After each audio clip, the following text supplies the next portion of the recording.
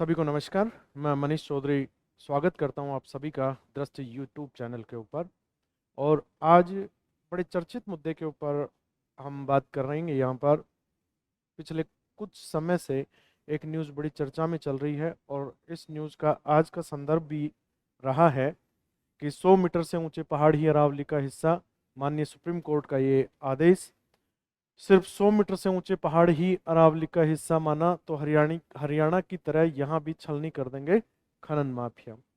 देखिए, सबसे पहले इस पूरी खबर को हम यहाँ जानते हैं कि क्या है मुद्दा। पहले मैं ये बताता हूँ आपको कि अरावली के बारे में अगर हम देखते हैं तो अरावली जो पृथ्वी की सतह पर अभी तक 4 पर्वतीकरण की घटनाएं हुई हैं, उनमें प्राचीनतम पर्वतीकरण जो प्री कैम्ब्रियन पर्वतीकरण था उस दौरान उत्पन्न विश्व का प्राचीनतम वलित पर्वत है। इसकी जो स्थिति है वो गुजरात में पालनपुर से लेकर के और दिल्ली में रायसेना की पहाड़ियों तक 692 किलोमीटर की लंबाई में ये स्थित है। 692 किलोमीटर में से 550 किलोमीटर लंबी ये अकेले राजस्थान में, जो इसका 80% हिस्सा है वो राज्य के अंदर है, राजस्थान के अंदर है। इसके अलावा गुजरात, हरियाणा और दिल्ली, 3 अन्य राज्यों में भी इसकी स्थिति है। दिल्ली में इसका अंतिम छोर जो है वो रायसेना की पहाड़ियां, जहाँ की राष्ट्रपति भवन स्थित है। ये लंबाई, औसत ऊंचाई की बात करते हैं अरावली की तो 930 मीटर इसकी औसत ऊंचाई है। ठीक है।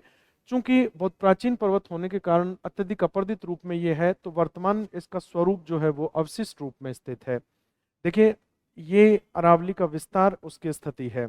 अरावली की महत्ता की बात करते हैं तो अरावली चूंकि विश्व की प्राचीनतम पर्वतमाला के रूप में स्थित है, राजस्थान के संदर्भ में तथा अन्य राज्यों के संदर्भ में सबसे पहले नंबर पर अगर हम बात करते हैं तो मरुस्थलीकरण, जो मरुस्थलीकरण के प्रसार को रोक रही है वो अरावली है। अगर अरावली की स्थिति यहाँ पर नहीं होती तो हो सकता है जो मरुस्थल का प्रसार है वो भारत के एक बड़े हिस्से के ऊपर मरुस्थलीकरण होता।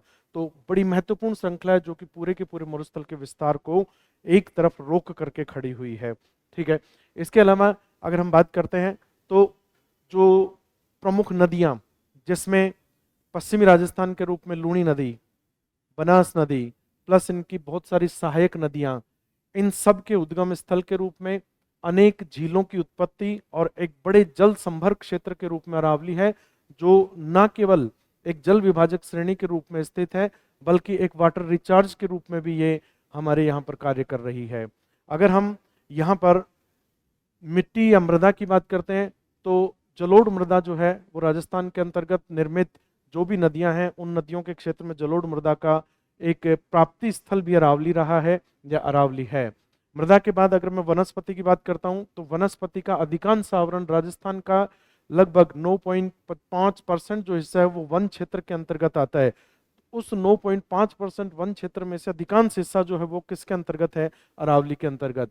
इस अरावली के अंतर्गत इसी वन क्षेत्र में राष्ट्रीय उद्यान, अभ्यारण्य, जो भी संरक्षित क्षेत्र, वो अधिकांश जो हिस्सा है वो सारा अरावली के अंतर्गत स्थित है। तो जैव विविधता की दृष्टि से राजस्थान का एक महत्वपूर्ण भाग है अरावली पर्वत प्रदेश। जैव विविधता के बाद अगर हम आगे बात करते हैं तो अरावली की जो स्थिति है वो एक खनिज संपन्न श्रेणी के रूप में है। अगर हम खनिजों की दृष्टि से राजस्थान को देखते हैं तो राजस्थान को भारत के संदर्भ में खनिजों का अजायब घर बोला जाता है। भारत के संदर्भ में खनिजों का अजायब घर, चूंकि यहाँ पर 82 मिनरल्स जो है वो उनका स्टोर है, 57 जो मिनरल्स हैं उनका खनन किया जा रहा है। ठीक है। बात खनन की आती है और खनिज की आती है तो एक तरफ हम बड़ा गर्व से कहते हैं कि राजस्थान सीसा जस्ता, चांदी, वॉलस्टोनाइट ऐसे खनिज हैं जिनका एकमात्र उत्पादक राज्य है। हमारे यहाँ पर भारत सरकार के द्वारा स्थापित बहुत सारे कारखाने, जिनमें Hindustan zinc limited, Hindustan copper limited, बड़ी महत्वपूर्ण जो इंडस्ट्री है, उनकी स्थापना अरावली क्षेत्र के अंतर्गत की गई है। सवाल यहाँ पर यह है कि एक तरफ हम गर्व से कहते हैं कि हमारे यहाँ पर इतने खनिजों का भंडार है, इतना सारा, जिसको हम कहें कि एक बड़ा जो हमारी अर्थव्यवस्था है उस अर्थव्यवस्था का जो भाग है वो हमारा अरावली पर्वत प्रदेश है। लेकिन यहाँ जो समस्या हो रही है वो सबसे बड़ी समस्या अवैध खनन हो रही है। अगर सरकार अपने स्तर पर इन सब चीज़ों के खनन पर प्रतिबंध करके और अपने स्तर पर खनन कार्य करती है तो हो सकता है इन सब चीज़ों से हम सुरक्षित रह सकते हैं। दूसरी बात करें तो खनन के साथ साथ, खनिजों के साथ साथ जो अरावली है, इस अरावली के ऊपर एक बड़ा पर्यटन क्षेत्र विकसित है, और पर्यटन के जो भी आपके स्थल हैं वो भी अरावली के अंतर्गत अत्यधिक स्थित है। अगर मैं बहुत शॉर्ट में बात कहूं आपसे, तो अरावली पर्वतमाला राजस्थान की आन बान शान उसके रूप में विस्तृत, राजस्थान के बीचों बीच में दक्षिण पश्चिम से उत्तर पूर्व की ओर ये विस्तृत श्रृंखला है, विस्तृत पर्वत श्रेणी है।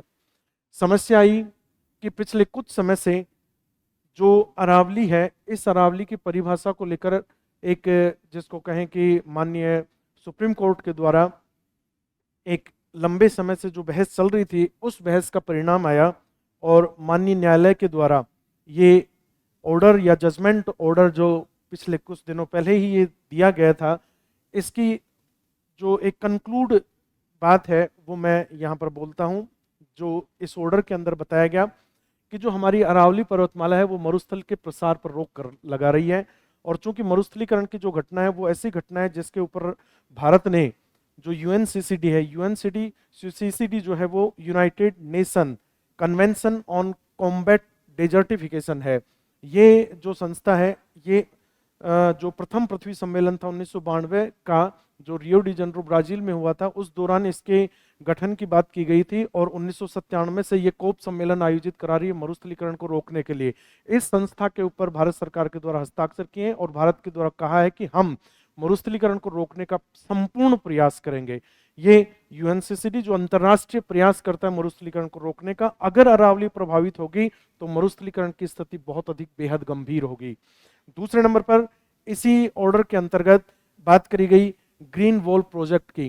जैसा कि हम जानते हैं कि अफ्रीका के अंदर जो ग्रेट ग्रीन वॉल प्रोजेक्ट चलाया जा रहा है, जो 11 देशों के अंतर्गत निर्मित एक वो ग्रीन वॉल जो परियोजना है वो होगी, और जो सहारा का डेजर्ट है उस सहारा के डेजर्ट को रोकने का प्रयास किया जाएगा।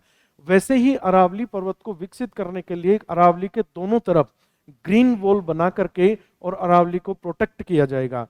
अब यहाँ बात प्रोटेक्शन की है, लेकिन बात गंभीर जो नई परिभाषा है उसको लेकर है। ठीक है, इसके आगे इसी ऑर्डर के अंतर्गत जो यहाँ एक संस्था है जिसको हम बात करते हैं, जो चूंकि ये ऑर्डर 10 जनवरी से जो पिछला एक समय है उसको उससे लेकर इसके ऊपर बहस चल रही है। इसी बहस के रूप में जैसा कि इस ऑर्डर को देने के लिए एक संस्था है सीईसी, ये सेंट्रल एम्पावर्ड कमेटी है, जिसकी जो एक स्थापना थी वो भी सुप्रीम कोर्ट के द्वारा ही की गई थी 2022 के अंदर। 2022 में गठित ये जो संस्था है, ये संस्था जो सुप्रीम कोर्ट है, इस सुप्रीम कोर्ट को पर्यावरण संरक्षण और वन संबंधी मुद्दे जो भी होंगे उनकी निगरानी की रिपोर्ट सीईसी देगी माननीय उच्चतम न्यायालय को। ठीक है, सीईसी की जो रिपोर्ट रही, इस सीईसी की रिपोर्ट को भी इसके अंदर देखा गया, पढ़ा गया, जाना गया, माना गया। इसके अलावा अगर हम इसी ऑर्डर के अंतर्गत आगे देखते हैं तो देखिए यहाँ पर जो नई परिभाषा दी उसके अंतर्गत जो एफएसआई, ये हमारा भारत सरकार का फॉरेस्ट सर्वे ऑफ इंडिया, भारतीय वन सर्वेक्षण है, इसने 2010 के अंदर जो अरावली थी, अरावली पर्वत की परिभाषा के रूप में कुछ महत्वपूर्ण बातें करी, जिसमें कहा कि जहां ढलान 3 डिग्री से भी अधिक होगा वो अरावली के अंतर्गत शामिल होगा। जो तलहटी का बफर क्षेत्र होगा वो 100 मीटर से अधिक होगा, वो भी इसका हिस्सा होगा। पहाड़ियों के बीच की दूरी या घाटी की चौड़ाई 500 मीटर होगी, वो सब हिस्सा किसका होगा? अरावली का। ये एफएसआई की डेफिनेशन थी। इस ऑर्डर के अंदर यहाँ पर इसको भी एक रिकमेंडेशन, इसकी भी एक रिकमेंडेशन देखी गई, और फिर उसके बाद में ये परिभाषा माननीय न्यायालय के द्वारा दी गई कि जो अरावली होगी इसमें जो 100 मीटर से ऊंची जो भी बिलो है, जो 100 मीटर से नीचा हिस्सा होगा, वो हिस्सा जो होगा वो माइनिंग के लिए जो है वो खोला जाएगा। माननीय उच्चतम न्यायालय के इस फैसले के बाद एक बहुत बड़ी मुहिम छिड़ गई है कि यहाँ पर ये निर्धारण नहीं करा गया कि ये 100 मीटर की ऊंचाई जो होगी वो कहाँ से होगी। ये निर्धारण आसपास के क्षेत्र से कर दिया कि जो अरावली जहाँ से जो भी पास की भूमि है वहां से 100 मीटर ऊपर का जो हिस्सा अगर अराव नहीं है तो वो फिर किसके रूप में नहीं होगा? अरावली की परिभाषा में नहीं होगा, और उस क्षेत्र के अंतर्गत खनन किया जा सकेगा। देखिए, खनन निसंदेह है एक महत्वपूर्ण प्रक्रिया है रेयर अर्थ मेटल चीन आज राज करता है उसके ऊपर, और वो मेटल हमारे को राजस्थान में मिली है। स्वर्ण भंडार जो बांसवाड़ा के अंदर प्राप्त हुए हैं हाल ही के अंदर, जो स्वर्ण खदान है उनकी मंजूरी, उनकी नीलामी राज्य सरकार के द्वारा, भारत सरकार के द्वारा की गई है। तो निसंदेह एक खनिज होना, खनिज संपन्न होना किसी भी देश के लिए गौरवपूर्ण बात है, लेकिन अंधाधुंध दोहन निश्चित रूप से एक बुरी बात है।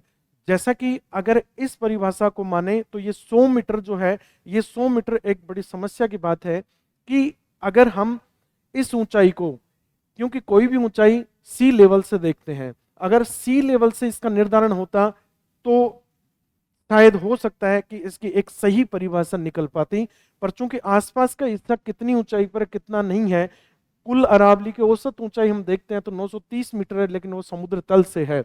और पहाड़ी या पर्वत की परिभाषा के अनुसार वे स्थल खंड या वे उच्चावच जो समुद्र तल से 600 मीटर या उससे अधिक की ऊंचाई पर हो, जिनके शीर्ष नुकीले व किनारे ढाल युक्त होते हैं, वो पर्वतों के अंदर शामिल होते हैं। लेकिन वो ऊंचाई का जो मापन होता है वो कहां से होता है? समुद्र तल से होता है। यहाँ ये 100 मीटर थोड़ा सा एक संदेह और समस्या की स्थिति पैदा करता है, जो अरावली के भविष्य के लिए शायद ठीक नहीं है। ठीक है, इस परिभाषा के बाद और निसंदेह है जो भी आपके वाइल्ड लाइफ सेंचुरीज हैं, नेशनल पार्क्स हैं, जो बायोडाइवर्सिटी है, जो डेजर्टिफिकेशन है, जो वाटर लेवल रिचार्ज है, जो आपके नदियों का उद्गम है, झीलों की स्थली है, झीलों की स्थिति है, उन सब चीजों के ऊपर अत्यधिक संकट की स्थिति इस परिभाषा के साथ में बन सकती है। अब चूंकि जैसा कि हम जानते हैं कि इन समस्त उद्देश्यों को देखते हुए अगर हम राजस्थान के संदर्भ में, भारत के संदर्भ में अरावली की महत्ता देखें तो यहाँ पर जैसा कि राजस्थान में जो वर्षा की स्थिति है, उस वर्षा की स्थिति में जो बंगाल की खाड़ी की शाखा राजस्थान में आती है उससे वर्षा कराने में सहयोग है, मानसून को आगे भेज करके हिमालय से टकरा करके और वहां वर्षा करवाने में सहायक है।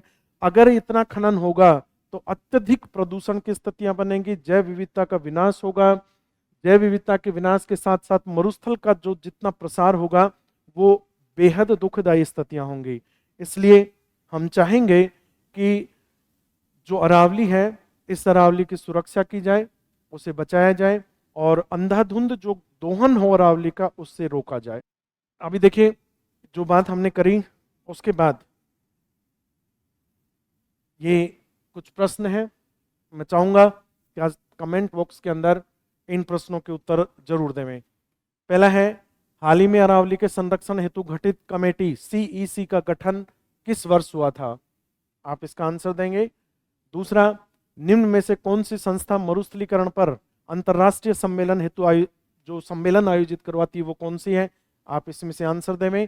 और तीसरा, हाल ही में सुप्रीम कोर्ट ने अरावली की परिभाषा में 100 मीटर से नीचा हिस्सा अरावली में शामिल नहीं होगा, यह ऊंचाई कहां से होगी ये आपको बताना है। ठीक है, इन सब को मैं चाहूंगा कि आप लोग सभी कमेंट बॉक्स के अंदर इनका आंसर दें और अरावली को बचाने में, इस मुहिम में आप सब लोग साथ रहें। धन्यवाद, नमस्कार। अब एग्जाम की तैयारी को और बेहतर करने के लिए हमारे चैनल को लाइक, शेयर और सब्सक्राइब करना ना भूलें।